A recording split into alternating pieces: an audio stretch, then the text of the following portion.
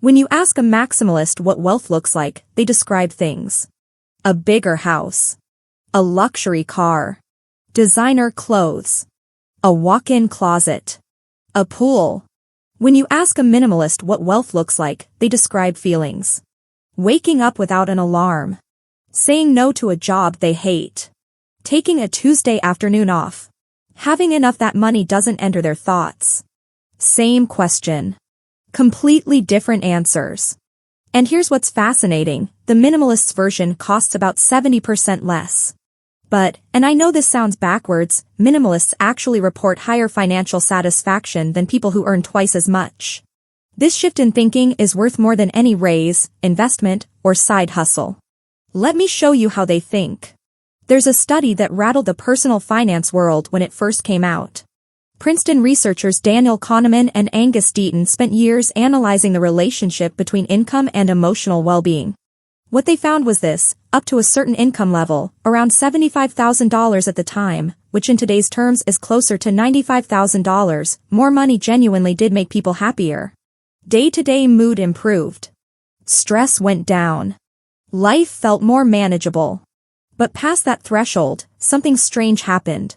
More money stopped moving the needle on how people actually felt in their daily lives. Not because people became content, but because their spending scaled with their income, their complexity scaled with their lifestyle, and their stress found new things to attach to.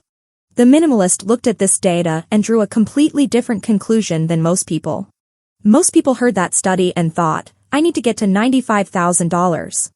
The minimalist heard it and thought, I need to optimize for low stress, not high income. That's the core paradox. By wanting less, they end up with more peace, more flexibility, more control. There are 9 mental frameworks that create this shift. And none of them require you to own less than 5 possessions or sleep on a floor. The first framework is what separates a minimalist's approach to money from every conventional budgeting advice you've ever heard. Most people budget by category. They allocate a percentage to housing, a percentage to food, a percentage to entertainment. They try to trim a little from each category, restrict themselves slightly across the board, and feel vaguely guilty whenever they overspend anywhere. It doesn't work long-term because it's not built on anything meaningful. It's just math trying to override behavior. Minimalists don't have a budget in that sense. They have values. Ramit Sethi, in his book I Will Teach You to Be Rich, calls this conscious spending, the idea that you should spend extravagantly on the things you love and cut costs mercilessly on everything else. Minimalists live this intuitively. They sit down and identify 3 to 5 things that genuinely matter to them. It might be travel. It might be good food. It might be their children's education, their health, their creative tools, or experiences with the people they love. On those things, they spend generously without guilt. On everything else, they spend as little as possible, not out of deprivation, but out of clarity. Think about someone who truly values travel. They spend $4,000 a year on trips, real trips, meaningful ones. But they spend nothing on cable, $30 a month on a deliberately minimal wardrobe, and they drive a 10-year-old car without any particular resentment about it. Their total annual spending is often less than someone who spends a little on everything. That's the insight. A little on everything adds up to a lot on nothing. The minimalist concentrates their spending where it actually returns something real to their life. The second framework reframes the question you ask before any purchase. Most people, when they're trying to be financially responsible, think in terms of cost per use. A jacket that costs $800 but you'll wear 50 times is actually $16 per wear, not bad, they tell themselves. But minimalists think in a different unit altogether. They think in cost per joy. It sounds simple. It changes everything. Consider 3 examples. A $15 library card, used 50 times over the course of a year. That's 30 cents per moment of genuine joy, reading, learning, escaping into a story, discovering something new. Now consider an $800 designer jacket worn 5 times with moderate satisfaction. That's $160 per moment of joy. And now consider a $200 cooking class, taken once on a Saturday afternoon. It sounds like a lot for one afternoon. But it permanently changed how that person cooks, how they eat, how they entertain. Every dinner they make for the rest of their life carries a trace of that afternoon. The cost per joy, measured across a lifetime, approaches zero. Behavioral economist Richard Thaler spent decades studying what he called mental accounting, the way human beings mentally categorize spending in ways that often have little to do with actual value. We treat categories of money differently even when the underlying math is identical. The cost per joy framework corrects one of our most common mental accounting errors, overvaluing things we use frequently and undervaluing experiences that quietly reshape us. The third framework is the one that tends to stop people mid-scroll when they hear it for the first time. Minimalists measure wealth in time, not dollars. And more specifically, they convert every significant purchase into the hours of life it actually costs. The mechanic is simple. You take your hourly wage after tax. Let's say $25 an hour. And then you look at a purchase, let's say a $500 gadget, and instead of seeing $500, you see 20 hours of your life. Not 20 hours of abstract time. 20 hours of waking up, getting dressed, commuting, sitting at a desk, dealing with the particular frustrations of your particular workday. Would you trade 20 of those hours for that gadget? Often, when you phrase it that way, the answer is quietly no. Now apply that thinking to something more significant. A $300 monthly car payment. At $25 an hour after tax, that's 12 hours of your life every single month. Over the course of a year, that's 144 hours, nearly 6 full days of your life, just for that car. Not the gas. Not the insurance. Not the maintenance. Just the payment. Vicky Robin and Joe Dominguez built an entire philosophy around this idea in their book Your Money or Your Life. They called it life energy, the finite resource you exchange for money each day. When you start seeing purchases in terms of life energy spent, most impulse buys dissolve instantly. The question shifts from, can I afford this? To, is this worth this much of my life? Those are not the same question. And minimalists have learned to only ask the second one. The fourth framework addresses what is, in a quiet way, the deepest source of financial anxiety for most people. Most people have never defined enough. They have a vague sense that they need more savings, more income, more security, but they've never sat down and calculated what enough would actually look like in concrete terms. And without a target, you can never arrive. You can run your entire life toward a finish line you haven't drawn and wonder, at the end of it, why you never felt like you got there. Minimalists calculate their enough number. Not their dream number, not their aspirational ceiling, their actual enough. The monthly or annual amount required to live the life they genuinely want. When people do this exercise honestly, the result is almost always a surprise. Morgan Housel, in The Psychology of Money, writes that one of the most dangerous things about modern life is that the goalpost keeps moving, not because circumstances change, but because comparison changes. You earn more, your reference group shifts upward, and suddenly what used to feel like enough no longer does. The minimalist short-circuits this by defining enough before the goalpost moves. There's an example that illustrates this beautifully. A couple, both working professionals, spent years telling themselves they needed a household income of at least $120,000 a year to be comfortable. One evening they sat down and actually calculated it, not what they thought they needed, but what their genuinely preferred life would cost. Good food. A comfortable home. 2 trips a year. Some savings. A reasonable amount of leisure. The number they arrived at was $72,000. They were already there. They had been chasing a number they'd already passed years ago without noticing, because they'd never stopped to look. The power of defining enough is simple: you can stop running. The fifth framework is about the moment just before you spend money, and what's actually happening in your mind during those few seconds. Minimalists ask 3 questions before any meaningful purchase. The first, does this add to my life, or does it just fill space? The second, where will this be in 6 months, in regular use, stored in a closet, or already forgotten? The third, and this is the one that reveals the most, am I buying this thing, or am I buying the feeling of buying this thing? That third question is the one most purchases can't survive. Dan Ariely, in Predictably Irrational, spent years studying the gap between wanting and having. What he found was that the pleasure of acquisition is largely contained in the anticipation, the browsing, the imagining, the moment of decision.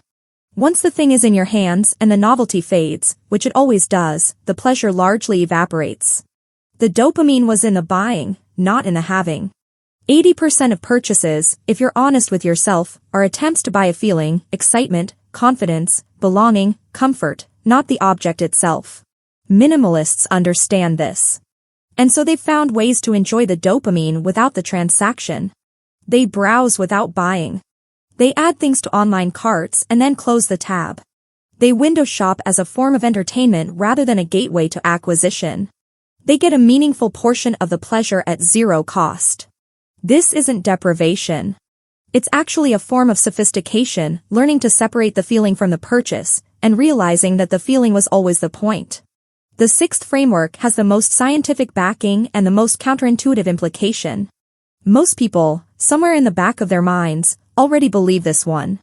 They just don't act on it. Researchers at Cornell University, led by psychologist Thomas Gilovich, spent years studying the difference in happiness between buying things and buying experiences. The conclusion was unambiguous. Experiences make people significantly happier than possessions, and the happiness lasts considerably longer. With possessions, something predictable happens. There's an initial spike of excitement, the unboxing, the first use, the novelty. And then, gradually, the object becomes part of the background. It stops being exciting. It becomes just a thing you own. Psychologists call this hedonic adaptation. The excitement decays, usually within 3 to 6 months, sometimes sooner. With experiences, the opposite happens. Not only is the happiness higher in the moment, but it compounds over time. An experience becomes a memory. A memory becomes a story. A story becomes part of how you understand yourself and connect with other people. The trip you took 5 years ago is still interesting. You still talk about it. You still think about it in moments of quiet. Elizabeth Dunn and Michael Norton document this in Happy Money, the finding that spending money on experiences returns more long-term happiness per dollar than spending it on objects, almost without exception. Minimalists redirect their spending accordingly. Less on objects, more on experiences. And they've also noticed something that the researchers confirmed: experiences don't have to be expensive to work. A hiking trail. A dinner party where everyone cooks something from a different country. A long drive to a town you've never visited. The return on these is often higher than the expensive alternatives. The seventh framework sounds like a productivity tip until you follow it to its financial conclusion. In 2011, Steve Jobs took the stage at an Apple keynote wearing the same black turtleneck and jeans he'd worn at essentially every public appearance for years. It wasn't a fashion statement. Jobs was deliberate about almost everything, and this was no exception. He famously eliminated the daily friction of deciding what to wear so he could reserve his mental energy for decisions that actually mattered. Barack Obama did something similar in the White House. He wore only blue or gray suits, for the same reason. Roy Baumeister's research on what's called ego depletion showed that willpower and decision-making capacity are finite resources. Every choice you make throughout the day draws from the same cognitive budget. The more trivial decisions you make, the worse your judgment becomes on the significant ones. Minimalists stumbled onto this long before the research confirmed it, and they've turned it into a financial advantage. Fewer possessions means fewer daily decisions: what to wear, what to use, what to maintain, what to replace. Fewer decisions means more cognitive energy available for the choices that actually matter: whether to take on new debt, how to invest, whether a financial commitment is aligned with your values. A capsule wardrobe isn't just aesthetic. A simple meal rotation isn't just healthy. They are, in a practical sense, investments in the quality of your financial thinking. The person who has to make 40 minor decisions before noon arrives at their financial decisions depleted. The minimalist arrives fresh. The eighth framework connects two things most people have never thought of in the same sentence. In 2012, researchers at UCLA's Center on Everyday Lives and Families published a study on clutter and cortisol, the primary stress hormone. What they found was that people whose homes contained high levels of clutter had measurably elevated cortisol levels compared to people in tidier environments. The clutter wasn't just visually overwhelming. It was creating a low-grade, chronic physiological stress response. And chronic stress does something predictable to behavior. It creates avoidance. When we're stressed, we retreat from the things that feel overwhelming. We stop engaging with complexity. We put off hard conversations and difficult decisions. For many people, their finances are exactly this kind of thing: a source of ambient dread they'd rather not look at directly. They don't check their bank accounts as often as they should. They avoid thinking about debt. They put off planning. Not because they're irresponsible, but because avoidance is what stress produces. Minimalists, in clearing their physical environment, are also clearing something in their mental landscape. A cleaner space creates a calmer nervous system. A calmer nervous system creates the capacity to look directly at difficult things, including money. This is why minimalists don't declutter for aesthetics alone. The organized environment isn't decorative. It's functional. It creates the conditions for proactive, clear-headed financial engagement instead of anxious avoidance. The ninth framework is the deepest one. It's also the one that, once you see it, you can't unsee in the spending behavior of almost everyone around you. There are two ways to build an identity. The first way, the default way, in a consumer culture, is to build it from what you own. I'm a BMW person. I'm someone who wears designer clothes. I have a certain kind of home, a certain kind of car, a certain kind of life, and these things tell you who I am. The problem with this structure isn't that it's shallow. The problem is that it's fragile. When your identity is constructed from possessions, losing a possession threatens who you are. Losing a job threatens who you are.